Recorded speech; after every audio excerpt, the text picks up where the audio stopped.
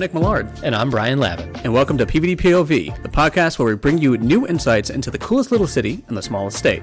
Whether you're a local uncovering hidden gems or a visitor eager to dive into our vibrant culture, we've got you covered. And today we're talking about one of Providence's most iconic experiences, WaterFire. And honestly, man, it's the thing that people know most, I think, about Providence, right? When you're standing by the river bank and feeling the heat coming off of those fires, it's just one of those iconic things that we have here. Yeah, exactly. It's the community, it's art, and it's become basically the heartbeat of Providence. Yeah, and I thought it was awesome to have Chris Donovan, their development manager at WaterFire, to be here in the Stubicle telling us all about that connection between art and community and all the things beyond just the fire that WaterFire is. Yeah, and exactly. And then we also took a look into their Fireball, the Phoenix Rising, which is WaterFire's annual gala that's happening this October at WaterFire Art Center, which is really cool. Did you dust off your avant-garde black tie gear yet? I did not yet, because that's kind of the theme here. Is that you'll hear a little bit more from Chris once we get into it. But yeah, you know what I thought was the best takeaway that our listeners are going to love from this podcast was Chris's insights into the best way to get on a boat out at WaterFire. Yes, exactly. You guys will have to definitely stay tuned for that. So turn us up and experience Providence from a whole new perspective. Back to PVD POV. Today we are with Chris Donovan, the development manager at WaterFire Providence. Welcome to the show. Thanks for having me. Thank you for being here. You are here to talk all things WaterFire, all things that you guys are working on. I know there's a new, not new, but your gala's coming up soon. Yeah. So we'll kind of chat about that a little bit later. But let's do a quick little introduction on yourself to let people know who you are, what you do at WaterFire? Yeah. So my name is Chris Donovan. I have been at WaterFire only about 4 months now professionally, but I've been volunteering since I moved to Providence 12, 13 years ago. So nice. a lot of history with WaterFire and me. And since I moved to Providence, I've really been engaged in the Providence community, volunteering, community events, getting people engaged and inspired to do things. So I run the Pacha Nights in Providence, which is a free storytelling night. I've worked at Leadership Rhode Island. I've volunteered at, on the Board of Providence Drum Troop, Avenue Concept, volunteered with WaterFire, Animal Rescue League. So really just engaged in the Providence community and trying to make good things happen. Yeah. So what were you doing as a volunteer for WaterFire? So, two things. And were you stoking? I was a tender, a fire tender. Yeah. Very cool. So, getting on the boats and that is people are always how do you get on the boats? It's how much money do I have to spend? It's the best way to get on the boats and spend the entire night on the boats is to just volunteer. You get the whole night on the boats and you get to make some good friends and you're right in the middle of it. And that's the best way to see WaterFire, in my opinion, is on that boat, right? Yeah. From the bank, it's cool, but from the boat, totally different experience. How does one volunteer for WaterFire if someone is listening? I feel like we're jumping right into it. Yeah, let's dive right in. Yeah, the pro tip on how we get on the boat, right? Yeah. You just have to bury this later in the episode. Right, this can be the teaser at the beginning, but then tune into the episode to find out. The Instagram hook. No, it's just, go onto our website, waterfire.org, and, there's a volunteer link on there, and you get in touch with us. And, there are, one of the things that I love about WaterFire, that I love about kind of public art in general, and something that has really kept Providence as a place that I love to live in, is it only survives and thrives if the community believes in it, right? Yeah, and so having such a huge volunteer team, that is what has made WaterFire exist for 30 years now at this point. And there are so many things in Providence when you look at, we have the title of the creative capital and this art scene that exists, and it's getting a little more formalized as we become more of a destination city and everything. Yeah. But when you look at kind of those roots of what made Providence that initial creative capital, it's people's hearts just going out to do something because they believe in it, not because they're getting paid, not because there's an agenda behind it, but because they're this is something beautiful that I want to do. Yeah, it's just that art. It's funny when people try to describe the culture of Providence. I think it's difficult to get your arms around it, but it's the art scene in my mind. It's everywhere, It has water. Correct me if I'm wrong, but I feel like I had heard back somewhere that there was attempts to do WaterFire in other destinations, and it didn't work out. So I don't know all of the deep lore on that. Yeah. I know that there have been other cities where, you can actually license out WaterFire to do the installation in your city. And so there have been some talks of various things, but I think nothing that has been talked about or executed is nearly what it To is the in success Providence. that it is here, I mean, yeah. 30 years in Providence. It's incredible. And it sells out every time, or Yeah. fills the city, That's the sells thing. out the city. Yeah, I mean, it's on July 4th, I was walking some of our guests from the basin area down to the other end of the dock, and it's on a normal day. That's a 5 to 8 minute walk, depending Right. on how fast your pace is. It took us 30 minutes because just the amount of people that you had Incredible. to walk past, and it's just like it's so condensed because the city is just full of people. And it's Yeah. good because it brings people down to the city that might not come down here on a normal basis. 100%. And they explore WaterFire and they love it down there. And they see stuff that they might not hit. So like track 15 is new. So that's going to get people to come down, see WaterFire, and be like, oh, cool, that just came in here now. So they'll plan another trip down over this way. And it's great for our travel people too, because and conventions, meeting conventions, especially if there's WaterFire on that weekend, where they can, they're here and they see it and then they want to come back. It makes them just want to, revisit. And one of those like truly special things, especially like that convention side, you go to a conference and they have the big opening or the welcome ceremony or something. But when you can go into downtown on like a nice September evening and have those fires going, that's a wow. That is just going to blow someone's mind, right? And it's because of WaterFire, but it's also because you're in the city. It's just totally different. You don't get it anywhere else. It's a unique experience, and it's one of those things where we set up a phone booth at our last event because we were talking about as we're getting ready for Fireball and everything. How do you capture the stories of WaterFire in a way that's unique and different, right? Because when it has been around for as long as it has, like you have that lore that exists, those stories that have been told, and those anecdotes of like, oh, like I heard, but how do you capture it in a different way? And so we put up, an actual phone booth. We drove down to Connecticut, found a old school like red phone booth down there. No way. Was it Facebook Marketplace?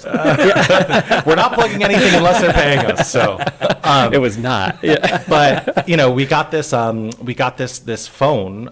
It looks like an old retro phone, but it's got this computer technology built inside of it. They use them a lot for like wedding guest books, where you pick it up and you can leave a message cool. for the bride and groom. Yeah. And so we were like, what if we did that for WaterFire? So we set it up in a way that was very, a non-directed experience. It was just a phone booth with a phone, no signage really, nobody stationed there, just kind of an experience that you could stumble upon. And so people went down and they picked up the phone. And, honestly, if I'm being real, I was expecting that like we'd put that thing down there, we would get like, 100 people just like trolling us, making like ridiculous Sure, noises, yeah, whatever. yeah. And then like maybe we'd get like 1 or 2 sincere stories. By the end of the night, we had 78 sincere stories over 23 minutes of like audio of people sharing things.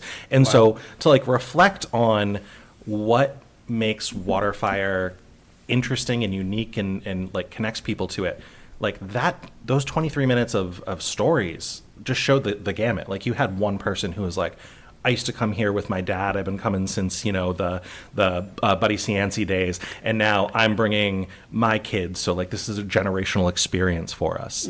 And you had other people being like, I was just wandering through Providence and I got lucky and I'm here on the right day. And this has just become like a really like Zen, like meaningful experience for me. I didn't even know I was going to expect it. So just like there is this gamut of experiences that people run in terms of, for some people, it's just a casual stroll. And like, oh, this is cool. But for other people, we had this one couple who was talking about how the husband had lived in Rhode Island for 27 years and never been to WaterFire. I mean, he didn't have a good reason. He just had never been. And the wife finally convinced him to go out and check it out. And they said that like just sitting by the water and like looking at the fires together, they unlocked a new moment in their relationship. Totally. And, it's completely unique to everybody, but in a very powerful way for like however you're experiencing it. I love that. Yeah. It's funny. I think about just as you're I have 2. Do you guys want to hear them? I would love to. Not really. Yes. So same kind of thing though, that so my wife went to Brown. I was working at GoProvidence, and we would go on WaterFire nights with a cheap bottle of wine in our backpack and find a little spot and sit and drink wine and look at the fires. And we still talk about it almost 20 years later, And I had a client once when I was working on the sales team who we did a client event at, we had dinner at Parkside, and then we went over to the Bradger Society tent. And I was talking to the client, and he was, we were trying to book his conference and this and that, and he disappeared. And I lost him. And I remember going like, oh no, I can't believe I lost my client, and we took him out on the boat and right, yeah. And so the next morning we were supposed to meet up for breakfast. So we met up for breakfast and we sat down. I said, hey, where'd you go last night? And he said, I was so blown away by this experience. I wanted to go on my own and just like walk around and soak it all in. He's like, I'm sorry I didn't tell you. But long story short, we didn't book his conference. However, he moved from Boston to Providence and started living in Providence because of the WaterFire experience. That's it was like wild. Very similar to my story. So I was before I was like in Providence, I worked in theater. I was a stage manager behind the scenes, like keeping all the pieces moving. And I was on tour a lot. So I didn't really have a home. I bounced around. Yeah. And in I don't know, what was it, like 13 or so, 14, I was given an opportunity to manage a tour on the East Coast. And they were like, listen, like, we don't care where you live so long as you're on the East Coast and you can be where you need to be. And so I had like a completely blank slate, like East Coast, anywhere you want. And so it was kind of like throw a dart. Right. I could have taken that approach. And I kind of like reflected on it for a minute. And I remember I didn't spend a lot of time in Providence. I grew up in Attleboro, so not far away, but I didn't spend a lot of time in Providence growing up.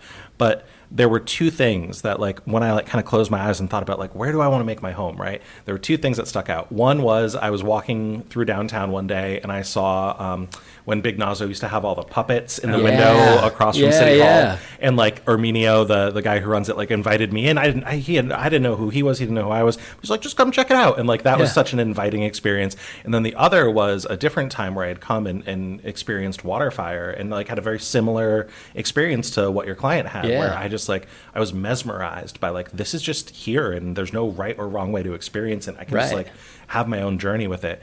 And so it was like those things, particularly WaterFire, that I was like, if I'm going to make my home anywhere, like I want to be somewhere that embraces that kind of energy. I love that. So, yeah. That weird, quirky, can't really get your arms around it. How do you describe WaterFire to someone who's never experienced it before? I mean, if I'm being honest, I always go, well, imagine there's a whole bunch of like cauldrons of fire and they're on the water everywhere. That's like the silly pitch with it. Right. Because people I think need that initial grounding of it, because the reality of it, of what you actually take away from it, is to the point of what we were talking about earlier. It's a very personal experience. It's a very unique experience. And it's hard to put into words. Like it is truly an experience. And so when I talk to people, I do give them the like basic, like, these are the mechanics of the thing. I was like, but beyond that, I was like, this is a half mile of river where there are art experiences, there's food, you can go with a group of people, you can go sit by yourself, you can sit there, like, you can throw headphones in and just like listen to what you want to listen to. You can listen to the curated music that's from like all over the world. You can go like, celebrate with people, like, it can be whatever you want it to be. Choose your own adventure. Very much so. Yeah. But I was like, it's something completely unique. Like, it's something you've not seen before. It's something that is going to surprise you in the scale of it, right? Because you hear, oh, well, there's some fire on the water, but then you go and see it and you're like, oh wow, like this is feeling the heat when you're even 10 people deep in the crowd. I mean, it's. I feel like the whole WaterFire, the symbolism of and the name of it is just kind of the opening act, I guess you could say, of what WaterFire is, and it just brings you down to that. But there's so many other things, like you had said, that you discover while you're down there. There's the musicians, there's the 1031 Productions, who does the gargoyles and all the statues and everything like that too. There's so many other things that you can explore while you're downtown, and I feel like, not that WaterFire is a bad name for it or a namesake, but like it doesn't express everything. There's so much more to it. I mean, I remember salsa dancing in front of like the Turk's Head building once, laying on the ground in Kennedy Plaza, looking up at people dancing on the side of the buildings. Like, I mean, there's so much that goes on more than just the fire. Yeah, and it's like WaterFire is like, it's that initial beacon to draw you down and be that constant, but having those activations along the side, giving you a unique experience every time. At the last lighting, we had the Pawtucket Dragon Boats, they have their festival at the end of August. So before our procession, the dragon boat like came up and down the river, kind of like hearkening in our procession, and people got to go down and check out the dragon boat before the event. So, WaterFire is like that constant beacon to draw people in to have those those serendipitous experiences that you don't necessarily know what they're going to be, but you know that they're going to be something like unique and engaging, and just it's going to leave an impression on you. Yeah. It's definitely left an impression on the community for sure. And you guys have given back to the community a lot. But I know there's one way that people can give back to you guys. If we want to talk about how can people do that? I know there's the gala coming up. I know we mentioned that before. Yeah. It was a good teaser. It was like a pro teaser, and we brought it right back around. Gotta plug. We totally got to rein you in, right? Gotta plug the Fireball Gala. That's happening a couple months now in October, and it's the way. If you look at the landscape, everybody knows the landscape right now in terms of, grant funding, in terms of corporate sponsorships and everything. The money in the world is changing in the way that things get supported.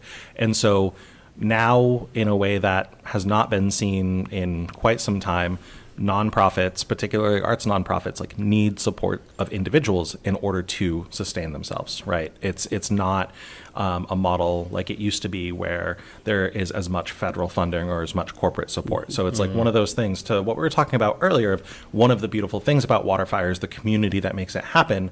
Like, yes, the volunteering spirit is 100% critical to it, but so is, financial support of it too. So Fireball is like our annual celebration of all things WaterFire, but also people who are within that WaterFire community as well, like honoring folks who carry that same kind of spirit and honoring them, as well as supporting WaterFire as an event and ensuring that it can, exist for many years to come.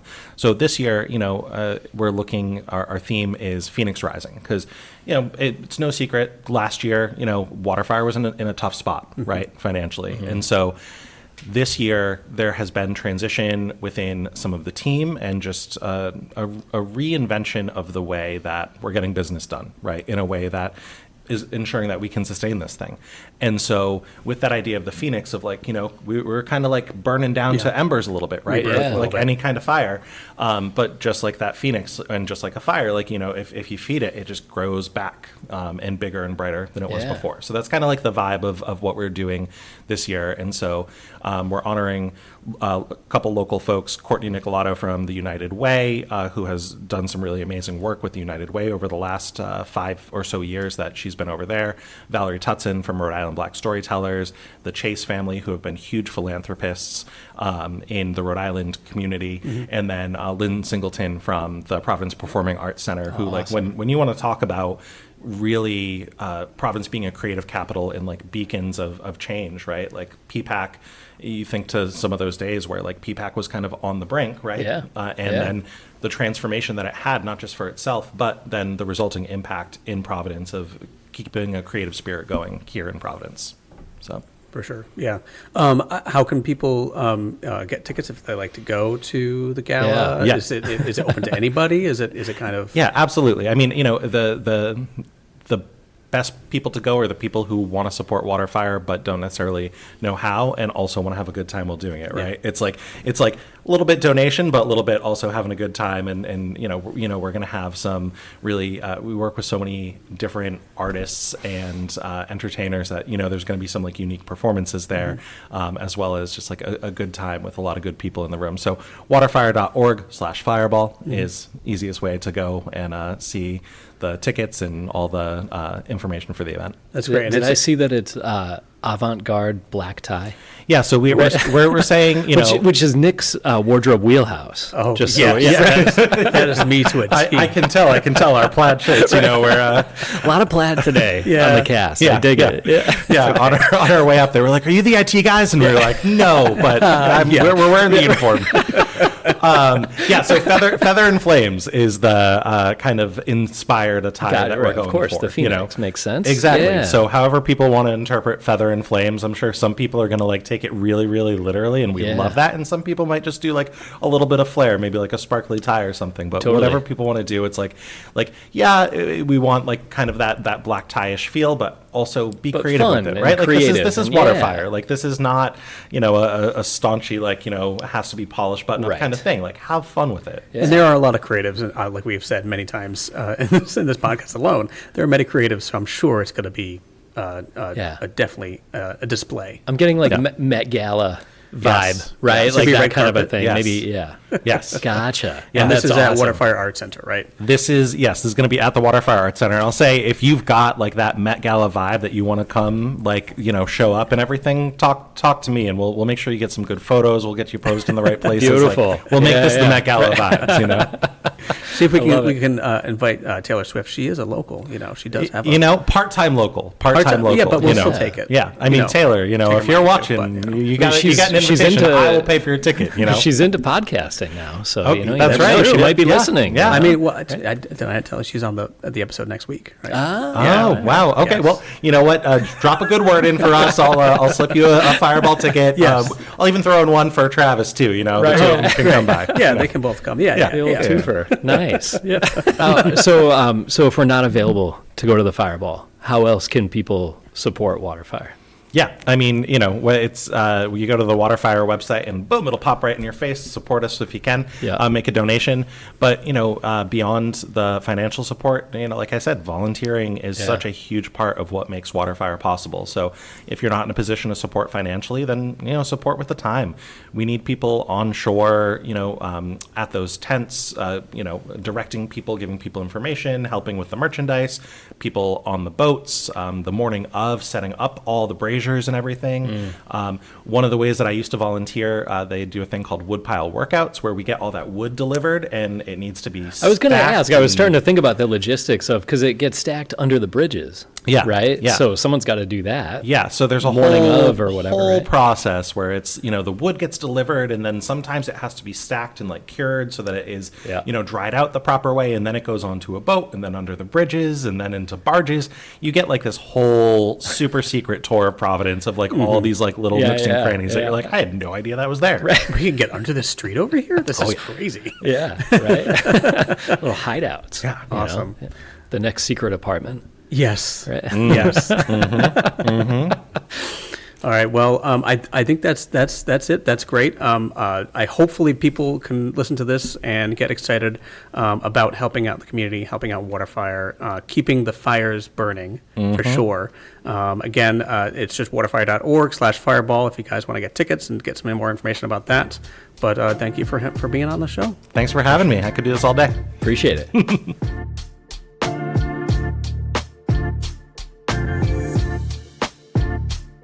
PVD POV is a podcast hosted by the Providence Port Convention and Visitors Bureau in collaboration with the College of Hospitality Management and Center of Media Production at Johnson & Wales University.